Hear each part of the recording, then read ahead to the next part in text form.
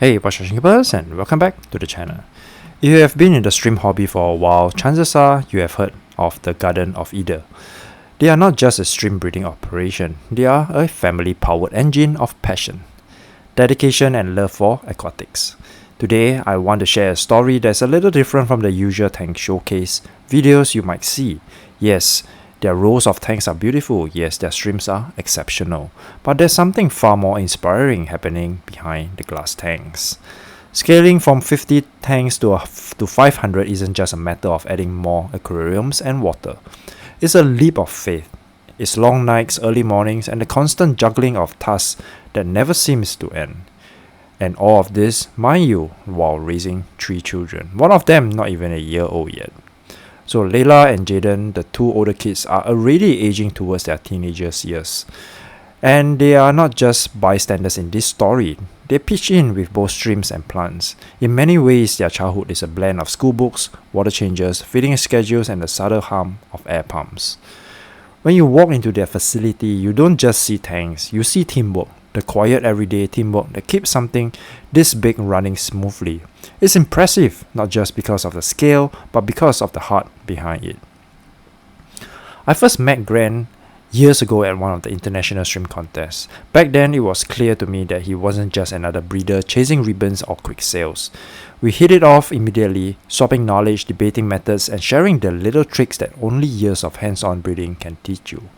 Over time, I have come to see that stream aren't just side projects for him. This is his bread and butter, his livelihood. And because of that, he approaches every decision with one simple rule. Never do anything that will harm the stream. Every change in his system, every choice of feed, every adjustment in water parameters is all done with the goal of making his stream healthier, stronger, and more beautiful. Why? Because he understands that the moment you cut corners, you are not just risking livestock, you are risking trust.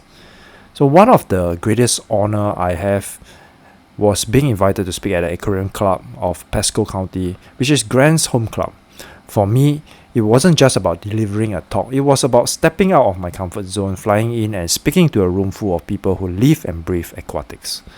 Public speaking isn't something that comes natural to everyone, but experiences like this build courage, and courage, like stream colonies, grow with consistent care and attention.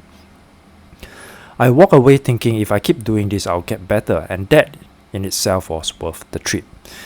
So when you're running a business in a niche hobby like ours, profits matter. You need them to keep the lights on and the tanks running. But Grant's philosophy is clear. Profit should never come at the cost of values. We have all seen the other side of the coin. People who enter the stream market with big promises, sell aggressively for 2 or 3 years, and then vanish. Often they leave behind frustrated hobbies, misinformation, and a damaged market. When sellers focus purely on short-term gains without investing in education, the whole community shrinks. So Grant doesn't play that game. He invests in his customers, he spends time explaining the why behind his method. He shares the do's and don'ts, even if that means the person buy less from him, because they are now equipped to breed their own stock. That's not just good ethics, it's good business in the long run. Because when hobbies are successful, they stick around, they upgrade tanks, they try new lines, and they recommend the people who help them succeed. There's a saying that all road leads to Rome, and in stream keeping, that's often true. There are many different ways to breed healthy stream, but the problem is not all roads are equally smooth, and not all guides are equally reliable. When new hobbies are faced with 10 conflicting methods, each claiming to be the best, they often end up confused, discouraged, or worse, losing livestock unnecessarily. And in this hobby, every loss is more than just a number. It's a living thing that could have thrived under better care. This is why voices like Grant matter. He has done the experiments, tested the theories, and lived through the trial and error. His advice doesn't come from guesswork, it comes from 500 tanks of experience. Grant actually understands a truth that some of the hobby overlook. If you take care of the hobbies, the business will take care of itself. It's a cycle of care where you help someone succeed, when you guide them through their first mold issue, help them stabilize their water parameters, or simply take the time to explain why a certain practice works. They remember, they come back, they tell their friends, and over time they become not just customers but part of a community that grows stronger together. Unfortunately, not everyone in the stream scene takes that approach. So every few years, we will see people enter the hobby with a dollar signs in their eyes, treating shrimp as a quick product to flip rather than a living creature to care for. They may import in bulk without proper quarantine, push livestock into the market without testing for health or hardiness, or chase trends with flashy strains that they can sell at a high price right away.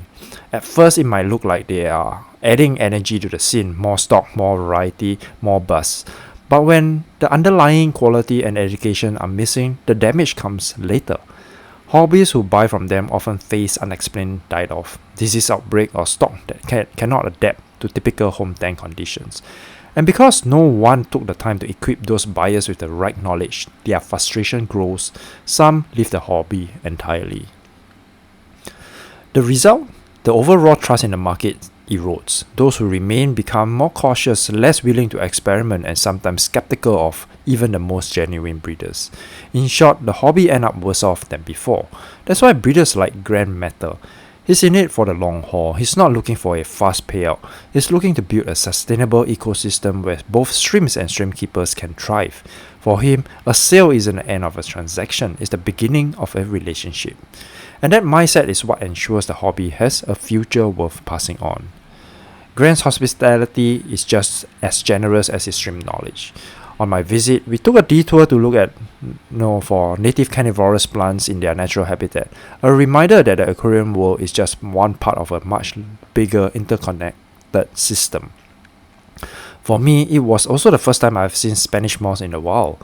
If you are into plants, you might know it better as Tillandsia, part of the bromelid family, what some call air plants. Seeing it drip from trees like nature's own decoration was unforgettable.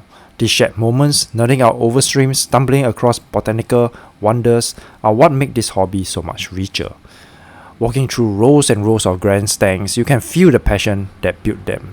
Each setup is tuned, maintained, and clearly cared for. It's a kind of facility that didn't happen overnight. It's the product of years of steady building, learning, and refining. I can already see the potential for where he will take things in the next few years.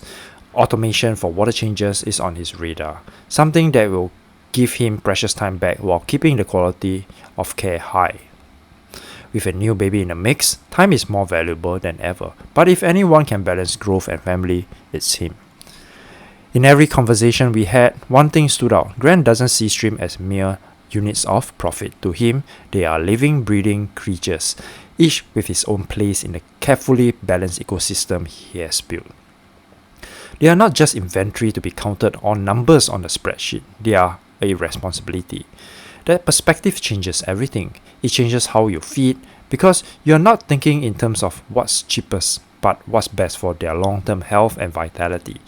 You will think about nutrition that strengthens the immune system, food that supports healthy modes, and feeding schedules that mimic nature rather than convenience.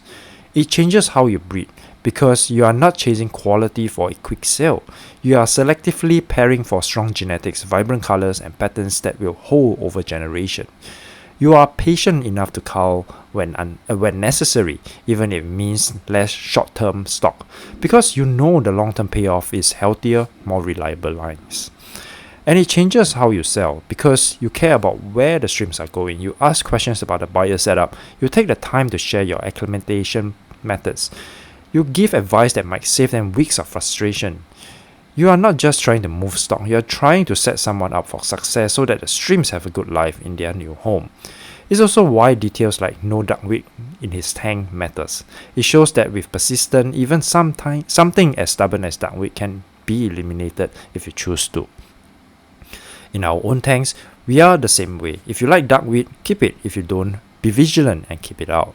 So here's to Grant, to the Garden of Eder, and to every hobbyist who believe that the road to success in shrimp keeping is paved not just with knowledge and skill, but with care, ethics, and a willingness to share.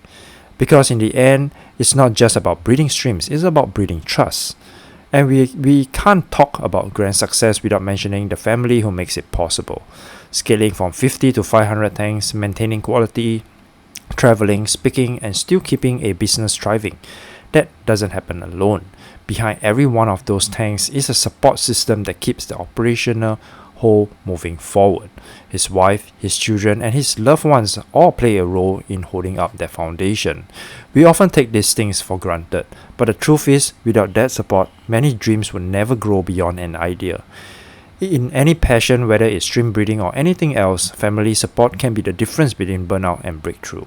It determines whether you have the energy to push through the long days, the encouragement to keep going when the things get hard, and the space to dream about what's next. That's what makes this story not just about one man's dedication to stream, but a family dedicated to each other and to the shared vision worth working for. So thank you for watching, and until next time, peace out.